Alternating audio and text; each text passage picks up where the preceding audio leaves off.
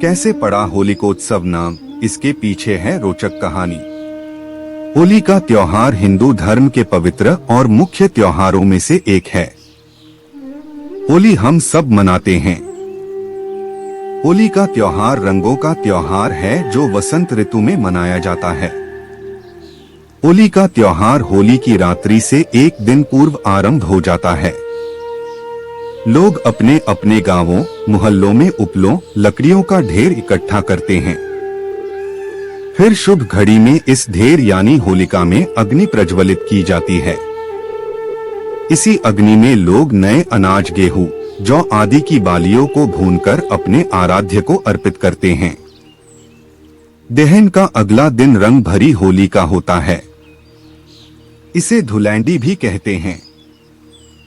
इस दिन सभी धर्म और जाति के छोटे बड़े बच्चे बूढ़े स्त्री पुरुष एक दूसरे को गुलाल लगाते हैं और रंग डालते हैं। सड़कों पर मस्त युवकों की टोलियां गाती बजाती निकलती हैं। एक दूसरे को मिठाइयां खिलाते हैं और अपने मधुर संबंधों को और भी प्रगाढ़ बनाते हैं। होली क्यों मैनेट है, इसकी पूरी जानकारी इस कहानी में है। यह बहुत आकर्षक और सीख देने वाली कहानी है। आइए सुनते हैं।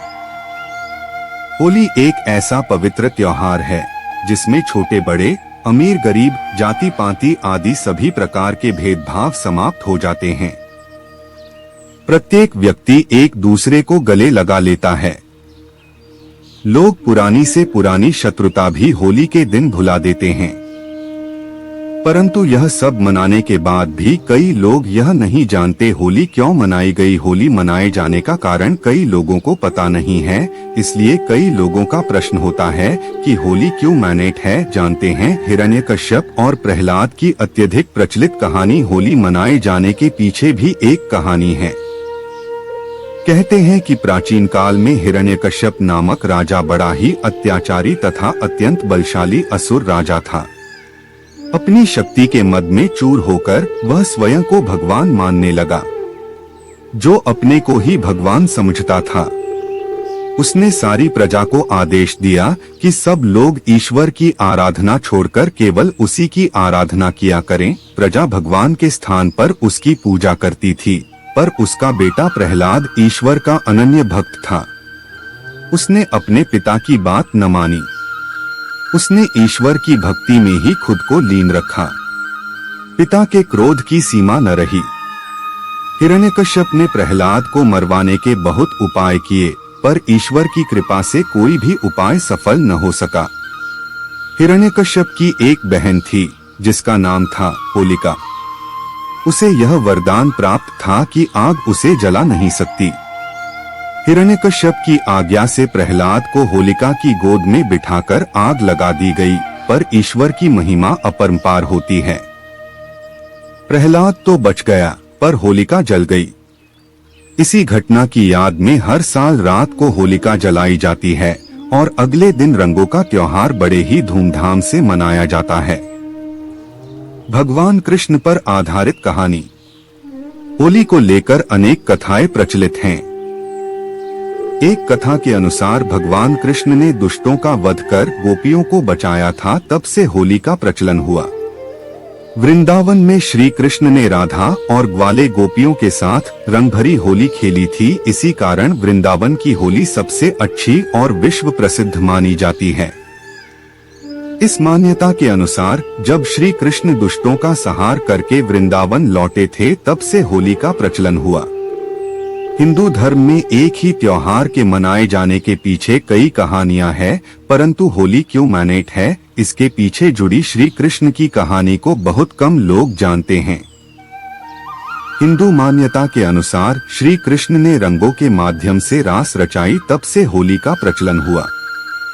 सूरदास नंददास आदि कृष्ण भक्त कवियों ने श्री कृष्ण और राधा के होली खेलने का बड़ा ही मनोहारी वर्णन उनके पदों में किया है।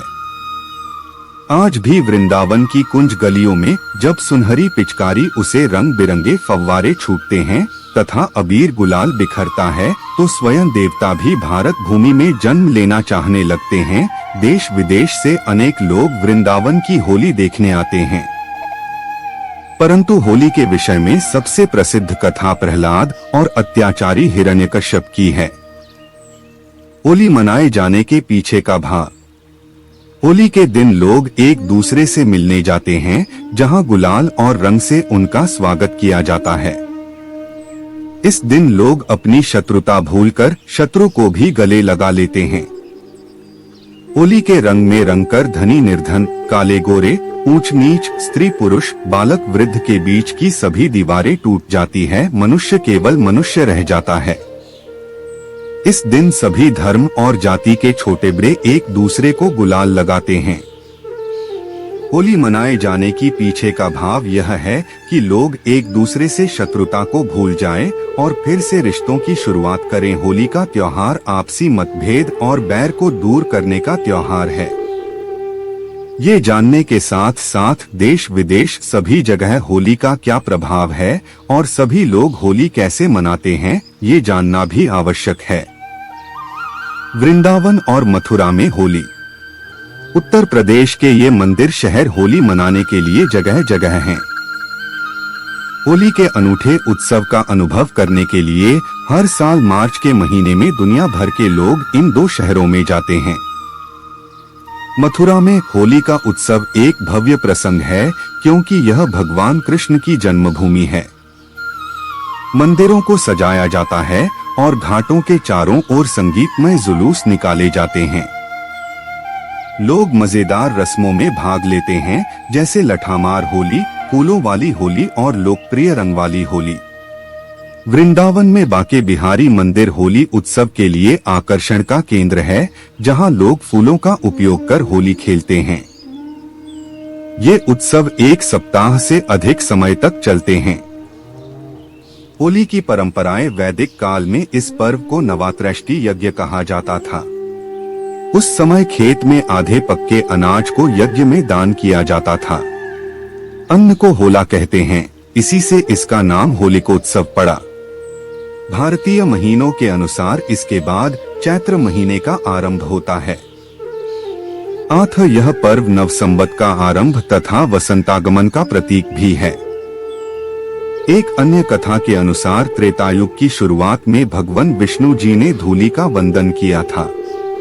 इसलिए होली के इस त्योहार को धुलेंडी के नाम से भी मनाया जाता है।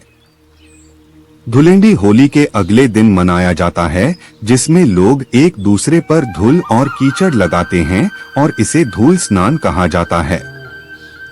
आज के समय में होली का महत्व बदलते युग के साथ त्योहारों को मनाने का तरीका और लोगों की नजर में उसकी महत्वता भी बदलती जा रही है।